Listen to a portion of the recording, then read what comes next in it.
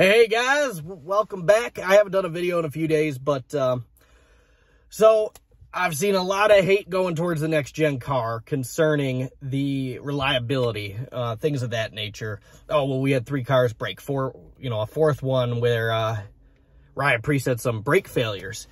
Well, listening to Sirius XM, Channel 90, the NASCAR radio, listening to Chocolate Myers talking, and he brings up a very good point. These cars are not unreliable. He does not foresee 3, 4, 5, 6 cars breaking at Daytona. He does not foresee a bunch of issues of the such going forward. Obviously, they're race cars. We're beating, we're banging, we're pushing the cars to their limits, and it's going to do some wear and tear. Unfortunately, and I'm sure you guys have seen it, there are parts and supply shortages going into the new car. Something that NASCAR has no control over. Everybody's like, well, why would you do that? We know this is stupid. It's, NASCAR should have thought of this before they got into the new car. Come on, guys, time out. I sell cars. I sell Fords. Parts and supply shortages are insane. It took 2 weeks to get a brake line for my fiance's Chevy Malibu. These cars, NASCAR has been in process of building, testing, tuning, and taking huge leaps and bounds since, 2019?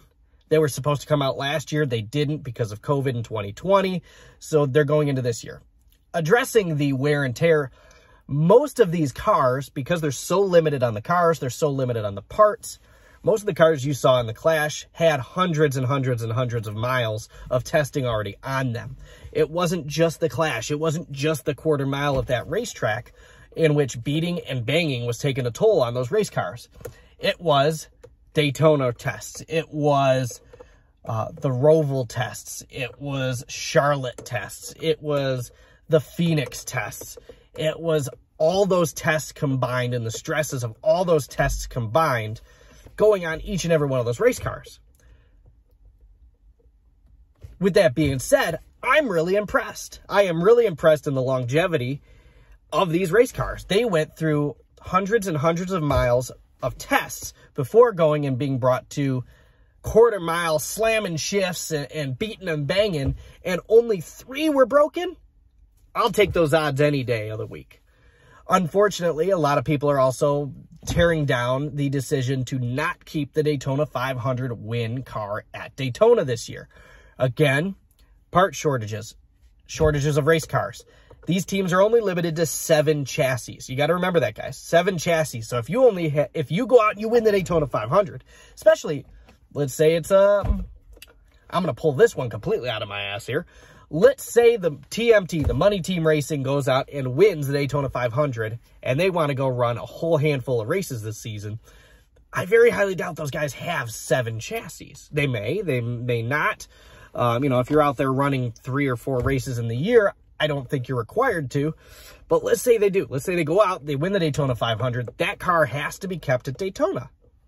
Of course, part of the winner's purse is a rental fee for the possession of that car for the full year. Michael McDowell with Front Row Racing, they have received that, and that's why that car sat there for a year. I'm not opposed. I am a huge NASCAR fan. I think it is really cool. I'm going to Daytona here next week. I want to go in the museum. I want to see with my eyes that race car. It is really cool. But I am also not offended by NASCAR making this decision and Daytona making this decision. It is great for the teams and it's good for the sport. So what are they going to do? They are going to be taking one of the prototypes and wrapping it.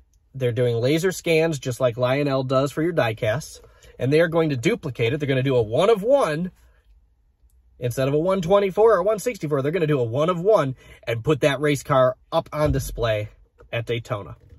I'm not opposed to that. I think it's great, and it keeps some of those lower teams with a chassis and a proven race-winning race car that they can go use at Daytona 2 or both of the Talladega races.